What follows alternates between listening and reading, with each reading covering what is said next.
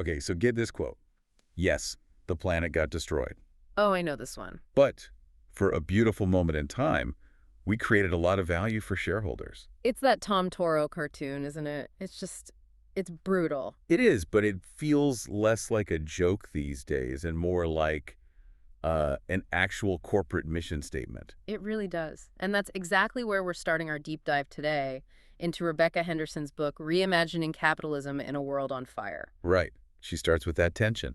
We have godlike technology, but we're running it on these medieval institutions with, like, caveman emotions. And we're literally burning the house down. But the thing about Henderson is she's not some outsider throwing stones. No, not at all. She's inside the building, Harvard professor, sits on the boards of huge companies like Amgen.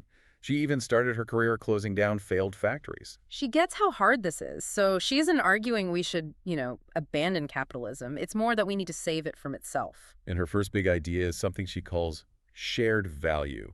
Which, I know, it can sound like total corporate fluff. It really can. But the story she uses to back it up is just wild. It's about a garbage company in Norway. Norsk Gudmunding, the CEO, this guy Erik Osmundson, he takes over and finds the place is a complete disaster. We're talking corruption, bribes, illegal dumping, just the works. Standard low-road business. So what he does is, it's financial suicide on paper. He fires half of his senior management. Stops taking the bribes, which of course means losing a ton of customers. But here's the brilliant part. He realized the corruption wasn't just, unethical. It was inefficient. The corrupt guys weren't actually processing the waste properly. Right. So by cleaning up the operation, he could actually sort the trash into high-quality, reusable commodities. Exactly. He didn't just go green. He turned a trash hauler into a high-tech supplier for the circular economy. The profit came because he fixed the problem. But you can't run a high-tech strategy like that if your workforce is completely stressed out and demoralized. Which brings us to her second pillar, the purpose-driven organization. Or taking the high road, as she puts it. And the story here that just floored me was Aetna. The insurance company. Their CEO, Mark Bertolini, he looks at the data and realizes something just absurd. His own employees are on food stamps. People working for a massive, profitable corporation. So in 2015, he just decides to act. He bumps their minimum wage up to $16 an hour. And you can imagine what the shareholders thought. Maybe at first. But the employees, the book says the ballroom it erupted. People were literally crying. And again, this is the key, right? It wasn't charity.